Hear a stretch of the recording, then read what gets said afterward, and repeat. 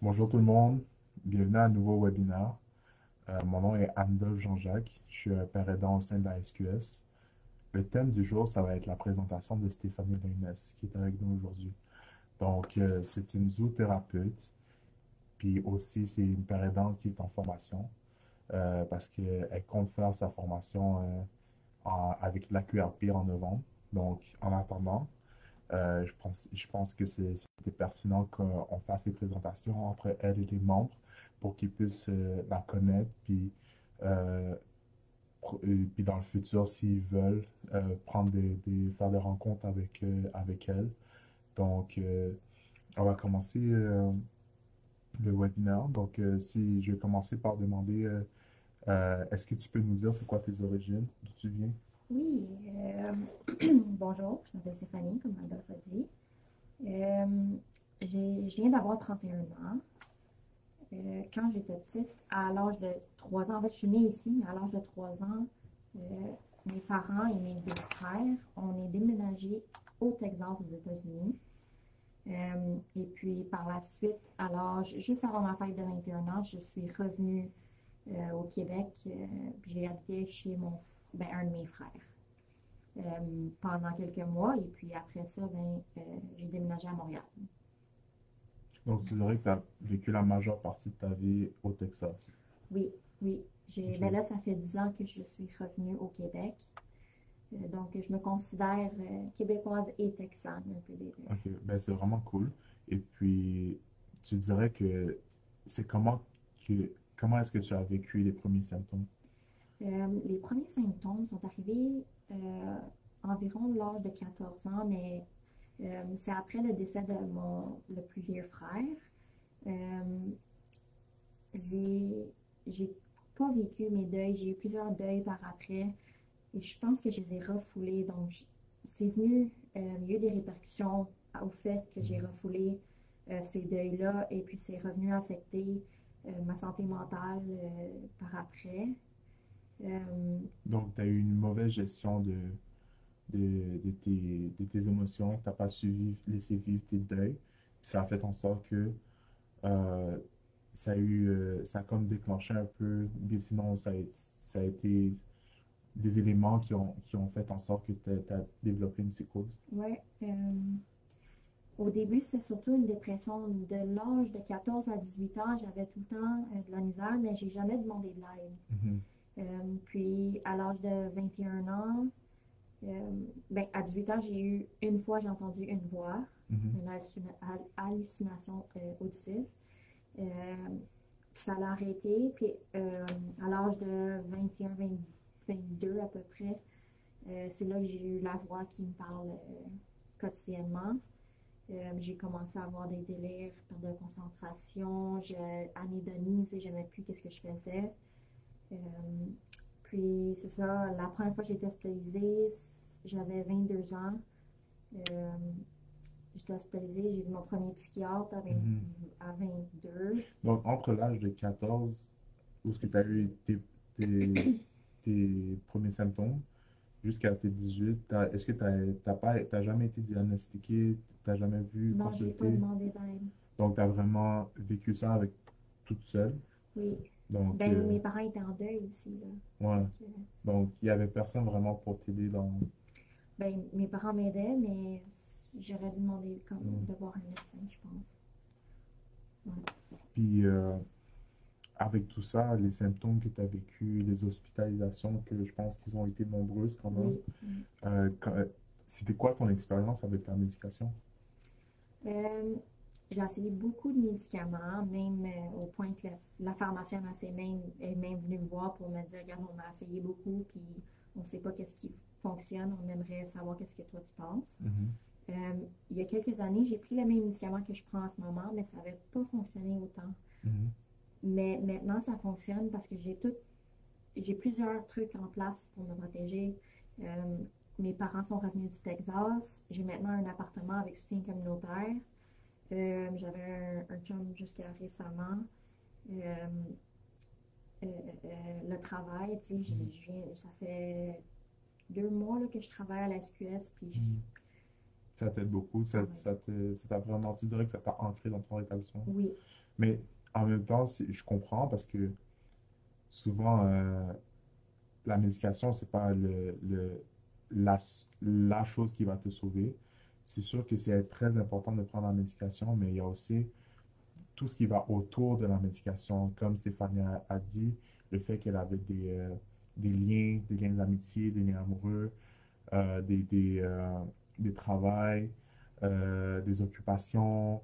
Elle la était thérapie. la thérapie, retour aux études. Il y avait beaucoup d'éléments qui l'aidaient à se rétablir. Donc, oui, il faut prendre la médication, mais aussi, ça demande un travail personnel pour pouvoir se rétablir. Oui. Puis, Euh, durant ton rétablissement, j'aimerais savoir, est-ce que t'as rencontré des défis? oui, surtout aux études. Mhm, Euh, Quand j'étais au Texas, j'ai commencé en soins infirmiers à l'université et puis j'ai vécu un autre deuil. Donc, j'ai décidé de changer au complet puis aller en art plastique à Concordia. Euh, j'ai fait un an et demi, puis je suis tombée. C'est là que j'ai eu la grosse crise que je suis tombée très malade. Euh, à ce moment-là, j'ai fait lâcher l'école, mhm, puis je me suis concentrée sur ma santé. Euh, Après ça, j'ai essayé de revenir à l'école dans ce programme-là, sauf que j'avais une perte de concentration. Fait que la prof, elle parlait, puis je n'étais pas là, je pouvais mhm. pas me focus. Donc, j'ai dû lâcher. C'est sûrement à cause des voix qui te Oui, dérangeaient pendant que tu étais à l'école. ouais. Euh, c'est ça, j'ai pas dit mon diagnostic, là, mais pour l'instant, le diagnostic, c'est trouble schizoaffectif, c'est bipolaire, avec des traits de TPL. Donc, je sais pas si c'est important, là, mais c'est ça. J'ai lâché l'art plastique et puis j'ai décidé de retourner au cégep en soins infirmiers encore. Mhm. J'ai pas aimé ça tant que ça, donc j'ai encore lâché. Puis j'ai décidé d'aller en duo. Ok. Mais c'est vraiment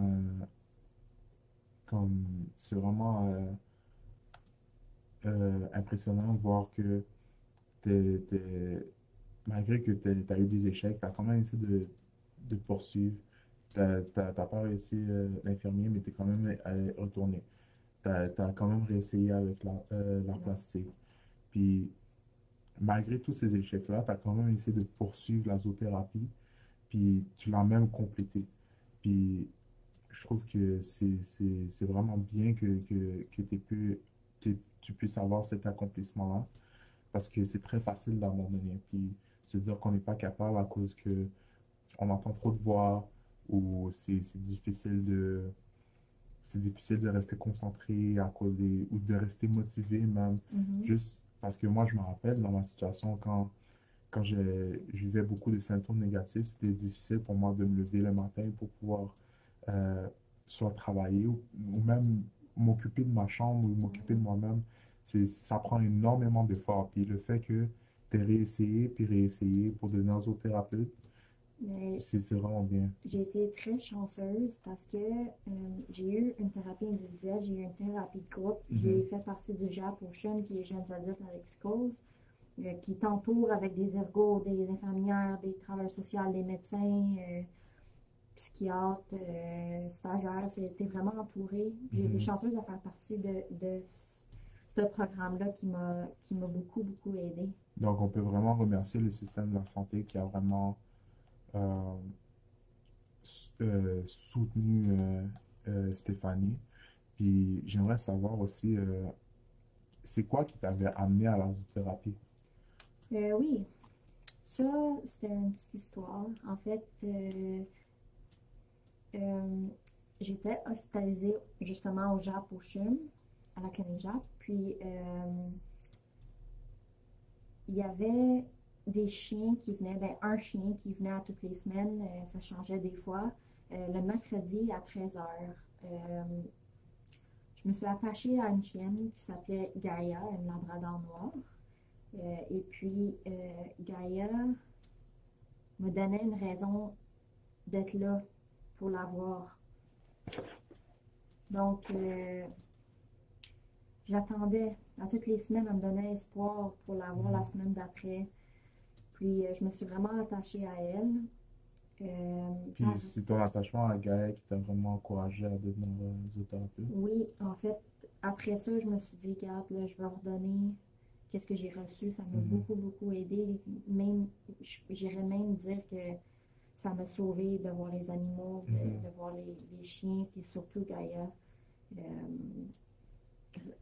Mais c'est quand même impressionnant de voir que souvent c'est les efforts les plus simples, comme juste la présence de quelqu'un ou même la présence d'un chien. C'est quelque chose qui peut vraiment aider quelqu'un qui est en détresse ou euh, qui souffre de ou qui est juste en souffrance. ouais. Moi, j'ai beaucoup souffert de dépression, puis ma mère est venue m'aider à plusieurs reprises, puis je pense que la famille et les animaux, c'est ce qui m'ont vraiment sauvée. Mhm. Puis là, avec tout ça, là, tu es rendu à une nouvelle étape. Mhm. Tu veux devenir père aidante. Puis j'aimerais savoir, c'est quoi qui t'a amené à la père aidance? Euh, c'est drôle parce que c'est ma psychiatre puis mon ergo qui m'ont parlé de par aidant. Je savais pas c'était quoi.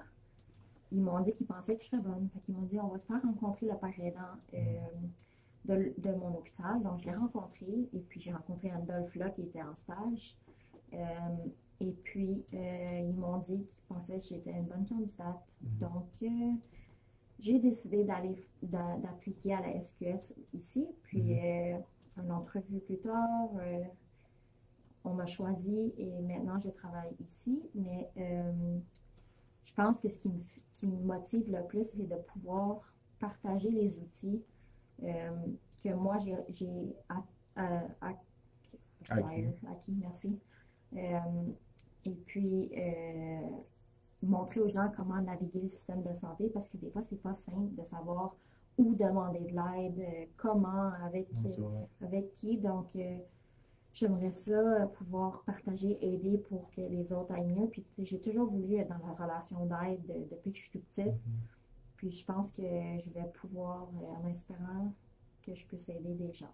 Mais je pense que tu vas être un atout parce que tu as une expérience qui est très riche.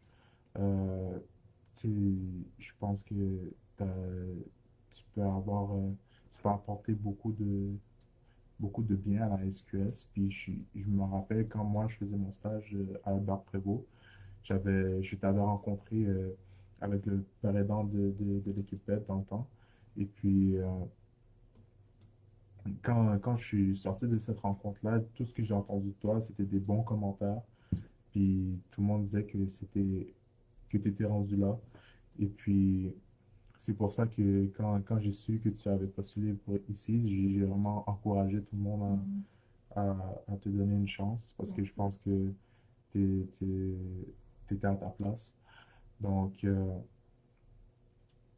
merci beaucoup de faire partie de notre équipe. Merci à toi. Puis, si un de vous, si vous êtes membre de la SQS et le message de Stéphanie aujourd'hui vous a rejoint, puis vous voulez comme avoir l'appeler ou la rencontrer lors de nos activités, vous êtes vraiment la bienvenue.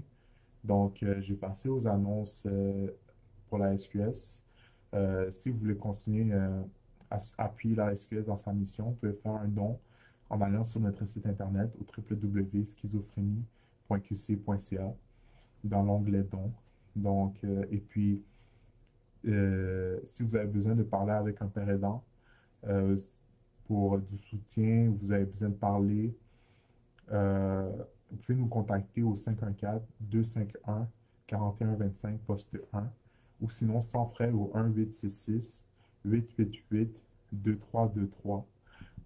Donc, on est maintenant 5 pères aidants, dont moi, Simon, Chad, Stéphanie et Joseph-Antoine qui sont présentement en formation, mais qui compléteront leur formation en novembre.